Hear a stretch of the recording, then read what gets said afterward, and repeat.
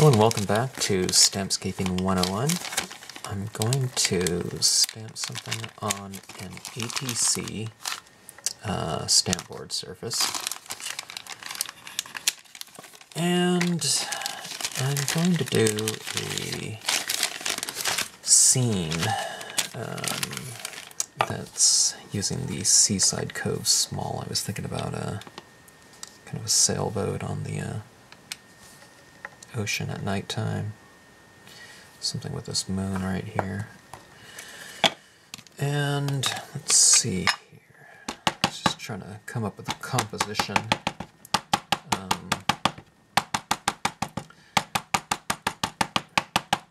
This is an unmounted stamp that I happen to be using. And since Stampboard is a hard panel, this clay surface on here, I don't necessarily need to mount this on an acrylic block or something. I can just take the tile to rubber, okay? And as you can see, I'm just going to use a small portion of the stamp.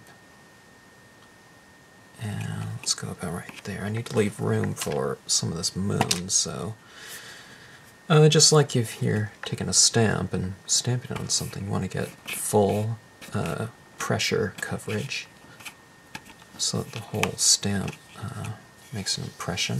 Okay, that's what you have right here. Okay, and let's go into the moon. I'm trying to think of a color that I want to use. I'll stamp it out in. I'll do it in this little light blue here. And let's see. Blue might be a little bit dry. I need to re-ink that. Let's go, let's move up. I was looking at this blue anyways, too, as well. Tell you what, it's dark blue. Let's go for a little variation. I have my number 36 manganese blue. It's really my favorite blue in the entire Marvy line. I wish they would release a stamp pad using this color, or even just the re-inker fluid for it.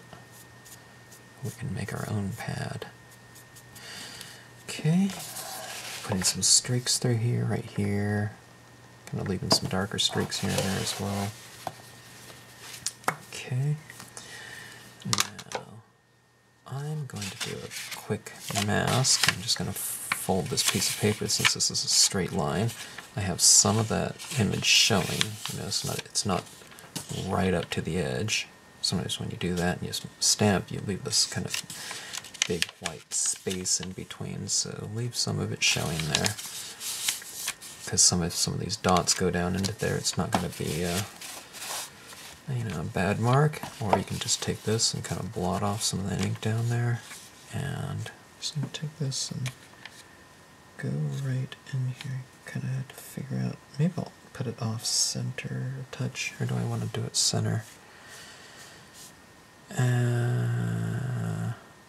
Let's do a little bit off center. Okay, I don't even think I needed a mask. I didn't even stamp this. I stamped it just right up to the line.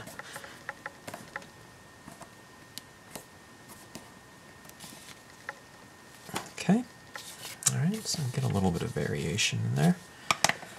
Okay, and looks like I used some of that aqua ink on there from the lesson a couple days ago. You can still see there's a little bit of ink in there. So, and I didn't even have this put away, it was just sitting on this desk the whole time, so might as well use the ink that's in there. You know, why waste? Okay, now Stampboard. If you haven't seen the other videos where I've used Stampboard, it's a hardboard panel with a kind of a soft, workable clay surface on it. It's absorbent and accepting of the inks. All these impressions right here are already dry.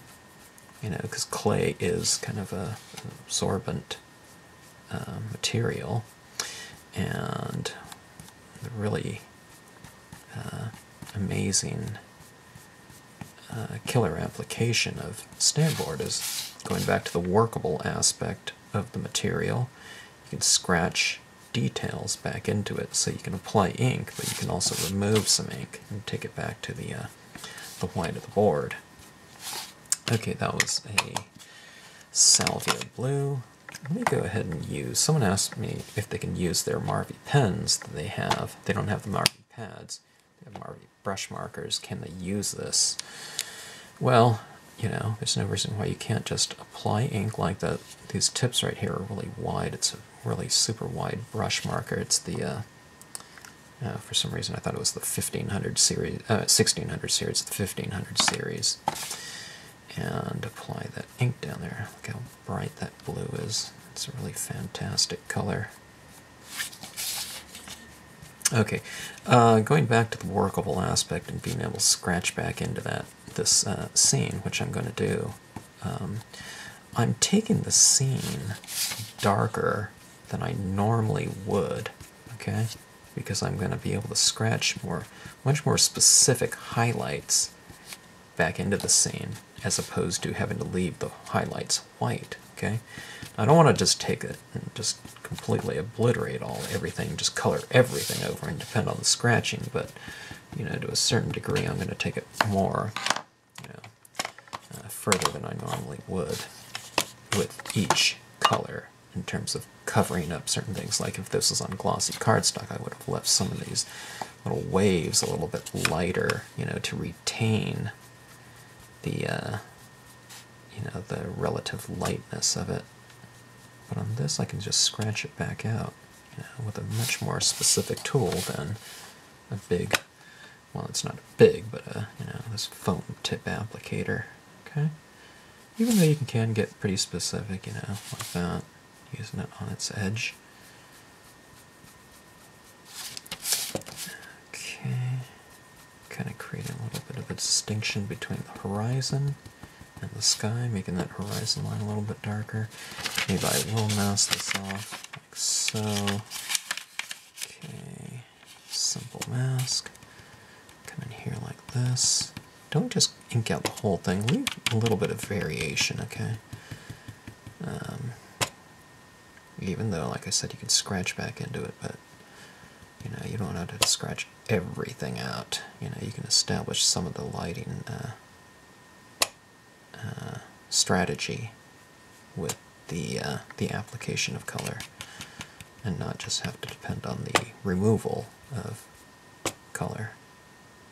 Anyways, if you haven't seen this before, you don't know what I'm talking about when I, you know, in a minute or two. Okay, created that horizon line a little bit, creating a little bit more distinct area. Okay, kind of going around the perimeter a little bit, or a lot, with this number 10 Marvy blue. Okay, now going back to the blue that I started with, you know, that I started stamping out that moon in. Okay, it's a fairly dark blue. It's like a navy blue. Starting to hit up the corners, kind of containing the composition a little bit more, directing the viewer's eye through the use of shadow. You know, in other words, leaving some areas lighter. That leaves a little bit of room for the eye to enter the scene in, and it's like a spotlight. We tend to look where the light areas are. Like almost on a stage, if it was out in nature, you know, and we were looking at, you know, the water shining on the surface, that's probably going to be what our eyes are drawn to. It's like nature's spotlight. Okay.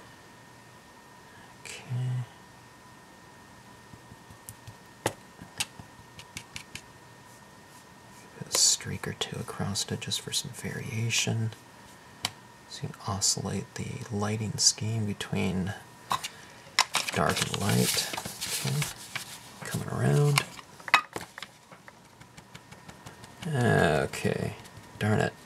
Looks like my battery's flashing. I'm going to have to finish this little time.